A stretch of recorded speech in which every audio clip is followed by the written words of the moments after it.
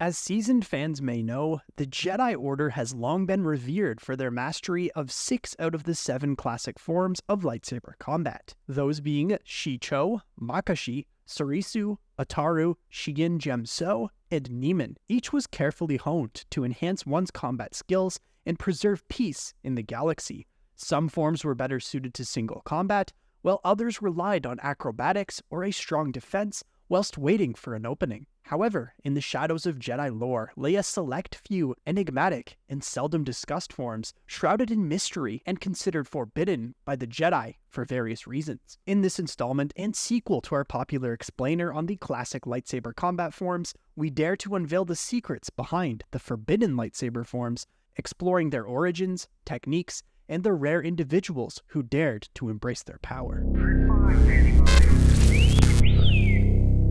Created by a Jedi consular in the days of the Old Republic to compensate for weakness with using a lightsaber, Trakata was a form of lightsaber combat developed for taking advantage of a lightsaber's ability to be turned on and off, a unique quality in a melee weapon. Quickly shutting off then reigniting the blade could confuse one's opponent, allowing a user to take advantage. Trakata was extremely effective even against multiple opponents. Philosophically, Trakata involved practical combat and deception rather than single-minded determination or endless patience. However, this method was greatly frowned upon and was almost never used by either the Sith or the Jedi. The Sith's power came from passion rather than practicality. They claimed that Trakata showed weakness and demonstrated a lack of power. Neither was it commonly used by the Jedi because of their unwillingness to rely on deception. The Jedi saw this form as unsportsmanlike. However, they may have utilized this technique on occasion, their purpose usually being to exert greater influence over the Force. There are 3 main moves or maneuvers which typically are labeled as Trakata, the first of which was known as Pass the Blade. The duelist would deactivate their blade as they attack, bypassing the opponent's block before igniting it into the helpless foe. Secondly was Unbalancing Block, wherein the duelist caught the opponent's blade with their own before momentarily deactivating it, causing the opponent to stumble and leave themselves open. Finally was Flash Slash. This was the activation of the duelist's blade for only a moment, allowing just enough time for the blade to reach full length while being swung, and then deactivated again. There are only 6 known uses of Trakata as of now within canon and legends, with most of them being unspecified. Jedi Master Ko Sin Darch employed this or a similar technique to great effect during his fight with the Sith Lord Vindican and his apprentice Malgus. Members of the New Jedi Order were known to employ Trakata techniques, such as Jedi Master Mara Jade Skywalker.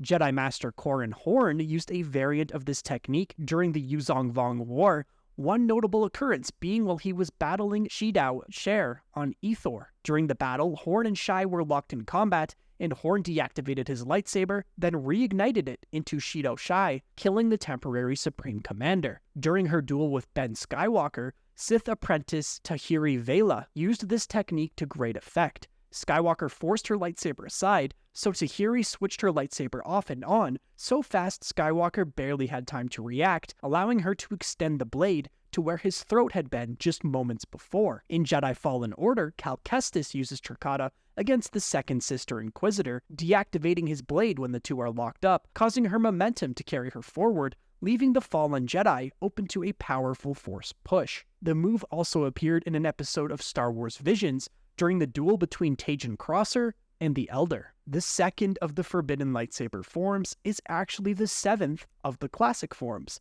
Form 7, also known as Juyo, the Way of the Vornsker, or the Ferocity form, was the 7th of 7 forms recognized by the Last Jedi Council of the Old Jedi Order. In use, the Juyo incarnation of Form 7 was described as the most vicious form of lightsaber combat, and was said to involve a significant internal focus on the part of the user, due to its relatively high focus on one's internal emotions to gain dominance in combat. Form 7 oscillated from simply being looked down upon to outright being seen as a taboo. As such, knowledge of Form 7 became restricted among the Jedi Order, and its use was outright banned. The Jedi were rightfully worried that its precepts would lead practitioners towards the dark side. Many Jedi felt that Juyo violated the "there is no emotion, there is peace" tenet of the Jedi Code due to its requirement to fight under the guidance of controlled passion. As the most vicious form of lightsaber combat, Juyo was said to be filled with both fury and malignant grace. The form was given the title of the most difficult and demanding form in all of lightsaber combat. Skilled combatants with Juyo were said by Jedi Master Vrook Lamar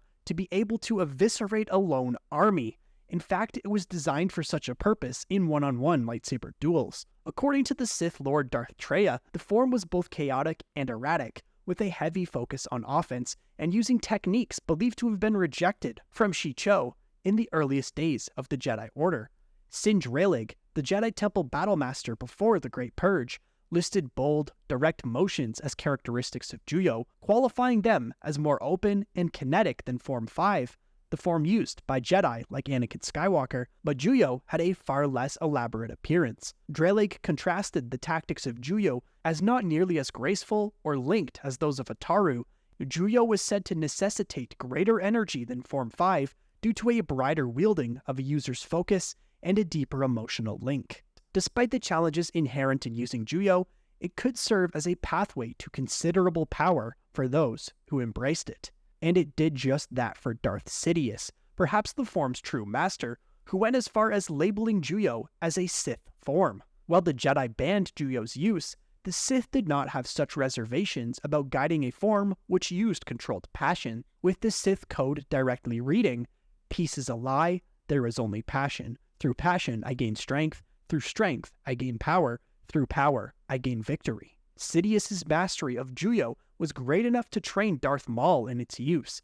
Maul's inner aggression complemented his use of the form, and he used it as his primary method of lightsaber combat, drawing heavily on the dark side to gain the ability to overwhelm opponents through sheer ferocity. His most notable usage of the form was when battling Qui-Gon Jinn and Obi-Wan Kenobi on Naboo. Maul showed the ability to adapt Juyo into the use of a double-bladed lightsaber. His use of the form was enough for him to fight both highly skilled Jedi at once, despite Juyo's weakness to fight multiple foes.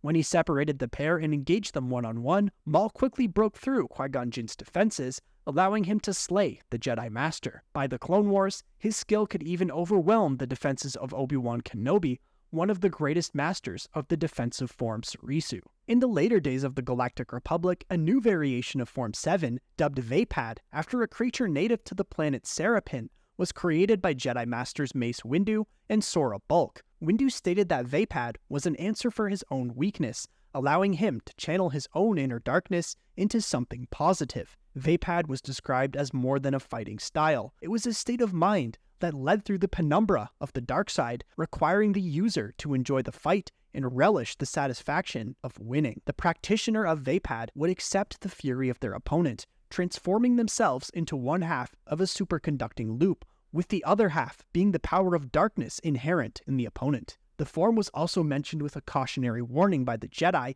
that the use of Vapad led the user perilously close to the dark side due to its focus on physical combat. Vapad required a constant and sizable stream of force use from the user.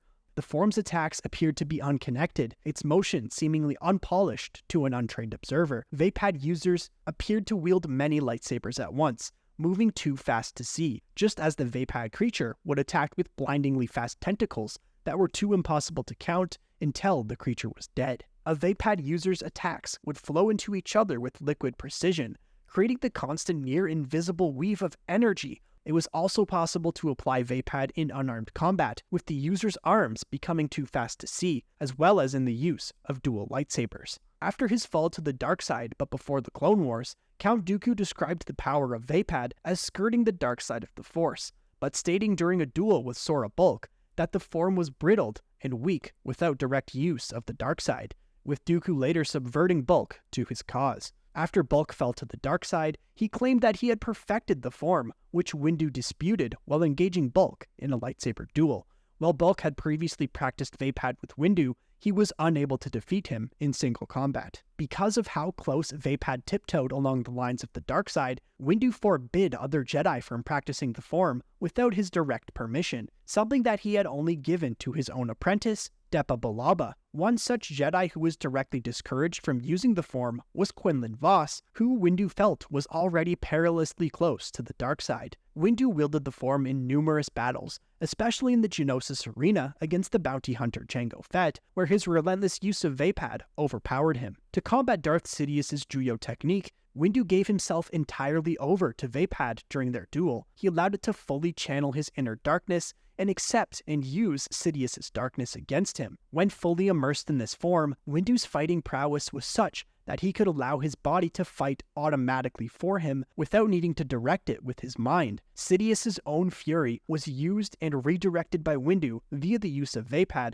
a process which Windu mentally linked to a lightsaber deflecting a blaster bolt back at its source. After Windu disarmed Sidious, the Sith Lord attempted to blast him with Force Lightning, but Windu responded by once more employing Vapad techniques to channel the dark power of the lightning through him without it affecting him, and then redirected it back to its source. However, Windu believed that his use of Vapad alone was insufficient to defeat Sidious, as he felt it would only result in an indefinite stalemate. While observing the duel between the two, Anakin Skywalker considered Windu's Vapad blade work to be an oblate sphere of purple fire, which contained dozens of blades attacking from every angle. But which of the forbidden lightsaber forms is your favorite? Which would you dare to practice if you were a Jedi Knight or Sith Lord? Let me know in the comments below. Come join us to chat more at our community Discord server, linked in the description. If you enjoyed today's Star Wars video, we've got more on the screen for you right now. Also make sure to drop a like, and if you're new to the channel, hit subscribe to join the Red Squadron. Until next time, thanks for watching, and may the Force be with you. Red 5, standing by.